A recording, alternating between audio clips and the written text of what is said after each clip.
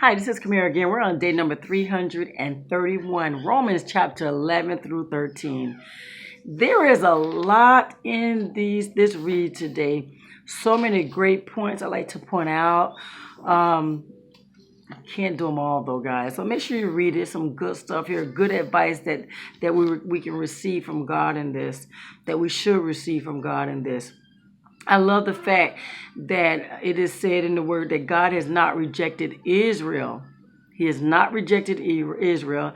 And he gives an example of, remember when Elijah thought that who was it? Jezebel had killed all of the prophets, and he was the only one that was left. And so God had to tell him, no, there's 700 that has never bowed down to Baal.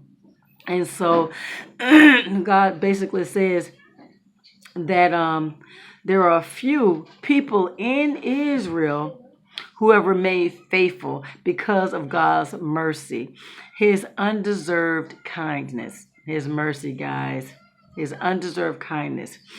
And it points out in the word today that God is severe and he's kind.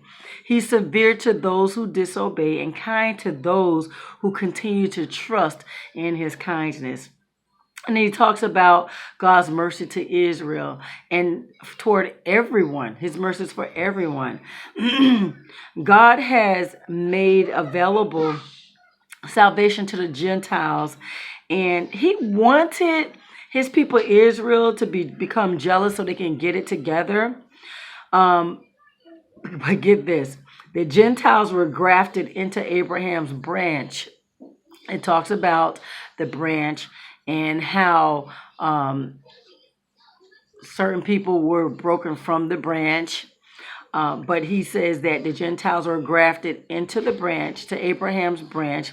That means that the Gentiles received the same blessings that were promised to Abraham's descendants.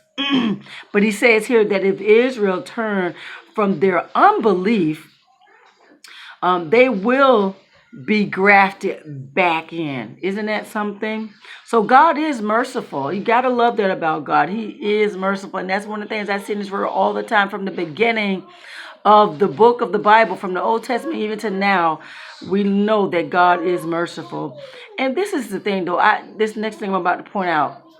A lot of people like to feel that whatever they understand about life, that is the level of God's understanding. But there's no way we can understand God's understanding. Yeah, buddy. You want who? Finesse. You want finesse? No, finesse. You want what? Fruit snacks? Yeah, he interrupted me for fruit snacks. Can I finish my video first and we'll talk about it? Huh? Aiden, guys. You guys know about that Aiden, right? He's crying because he wants his fruit snacks. All right, Aiden. We'll talk about that some other time. So what we're talking about, God being merciful. Yeah, his thoughts, this part right here. It says, who can know God's thoughts? God allow us to know certain things we can't possibly understand on the same level as God. So think about it, guys. We don't understand a lot of his decisions. We just have to trust him. Everything comes from God, exists by his power, intended for his glory. God give us a certain amount of understanding, but we can't possibly understand everything that God understands. We just have to trust him. And this right here says, give your body to God for all he has done, making it a holy sacrifice, the kind he will find acceptable. This is the true way to worship God. Isn't that something? When it says give God your body, you're just allowing him to use you in the way he needs to use you so that people will see Christ in you. That means you'll give up your own sinful desires to please him. When he wants you to love and to forgive and to give of yourself and to sacrifice of your time and your anger, your unforgiveness. He's saying, I need you to shake off those things, and I need you to be more forgiving. I need you to show more love. I need you to be more patient with these people. I need you to be more, show more love. That's what he needs you to do. He wants you to give up your body, your whole mind, your soul, so that people will be able to see him through us, that true love of Christ. And this part right here, guys, is serious. He says, don't copy the behavior, the customs of this world. Don't copy them. And I'm sure he's talking about that thing that says, where people say, it's all about me, myself, and I. Nope. It's not all about me, myself, and I when God wants you to take care of others. He wants you to love others. He wants you to take care of others. He wants you to put others above yourself, and he'll take care of you. And that's not what we're all about, not in this world. We like to feel like it's all about us, and everything needs to revolve around us. God says, no. I need you to be all about taking care of people, showing them love, showing them patience, and a few other things, guys. I need you to show them how to forgive. And there's a few other things, but he teaches us. He teaches us. He says, don't conform to this world. And he says, let God transform you into a new person. Change the way you think. Then you will know God's will for you. And I do find that one of the hardest thing about serving the Lord and following the Lord is giving up of ourselves, giving up the way we think, and allowing God to renew our minds. But that's the best place to be. There is peace in God. There is joy in God. The fruit snacks. Well, I'll give you this till let me take care of this later, okay? This boy is serious about these fruit snacks. I do apologize. But one of the hardest thing about serving the Lord is giving up our own sinful desires to please ourselves over God. This part right here, guys, is serious. God has given us all different gifts and talents, and he expects for us to do them well. Whatever it is, do them as unto God.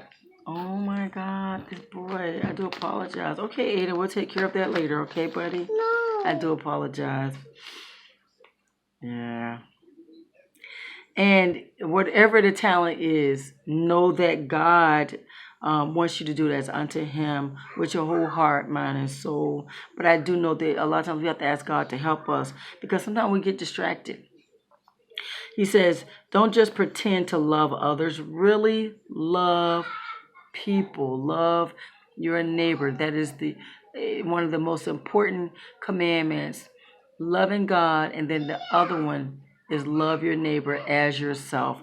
And don't pretend. Make it genuine, he said. And another thing, guys, I've learned that I can't say that I don't like a person. If I say I don't love a person, thank you, Kamera, for recognizing you don't like a person. Now you need to ask God to help you to love that person. He wants us to love everyone, and it needs to be genuine. He says, hate what is wrong, hold tight to what is good. Never be lazy, and serve the Lord enthusiastically. This one right here, guys. Bless those who curse you. Pray God will bless them. Live in harmony. Live in harmony. Do all you can to live in peace. Do all you can. That part. Do all you can. Not all you want to, but all you can. Isn't that something? This part right here, I was surprised I saw this in here. Don't think you know it all. Don't think you know it all. We always think we know it all because we get a little bit more knowledge. We don't know it all. There's always still more to learn. God wants to keep it humble and know that we don't know it all, because he has a lot to teach us. And he says, never take revenge. Leave that to God. Leave revenge to God. Don't let evil conquer you, but conquer evil with good. As far as that, that revenge goes, I have depended on that for so long. When a person does me wrong, I don't even try to take revenge, because God says he'll handle the situation. So when someone does me wrong, I say, Lord, I am hurt, and I need you to deal with that situation. That person did me wrong. I need you to handle that situation, but I need you to give me peace. I need you to give me forgiveness. And that settles it. That settles it. God's going to take care of that situation. And I'm confident in that. And I let him go ahead and do what he do while I enjoy the peace that he blessed me with, knowing that he's taking care of it. And don't let evil conquer you guys, but conquer evil with good. Satan want us to do people wrong. Just be mean, just be nasty because of how we feel. No, you conquer evil with good. Bless those who do you wrong. Conquer evil with good. People want to treat you wrong, still treat them with love. That's how you conquer. Don't let Satan put that spirit of hate in you. Don't you dare let him. You overcome that spirit. Everyone must submit to governing authorities. This one was pretty good, guys. All authority comes from God. Rebelling against authority is rebelling against God. That is heavy. Rebelling against authority is rebelling against God. Don't you just, I look at how people disrespect our presidents. That right there blows my mind every time. That blows my mind. Blows my mind when people disrespect cops. Blows my mind when people disrespect teachers.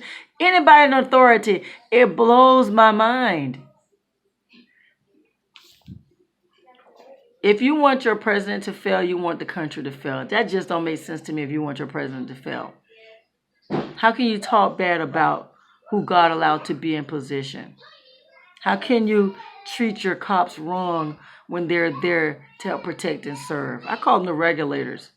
I don't have to deal with a lot of crap because I call the cops. That's their job. I'm just saying, if it comes to a point where a person starts to get crazy. I'm just saying. I thank God that we have someone to call when things start getting crazy. I'm just saying. This last one that I wrote down, guys, owe nothing to anyone. This part right here, except your obligation to love one another. It's your obligation to love one another. So, guys, there's some good stuff in here today. I'm telling you. Take time, read this stuff. Ask God to help you to understand it and receive it. There you have it, guys. So much in here.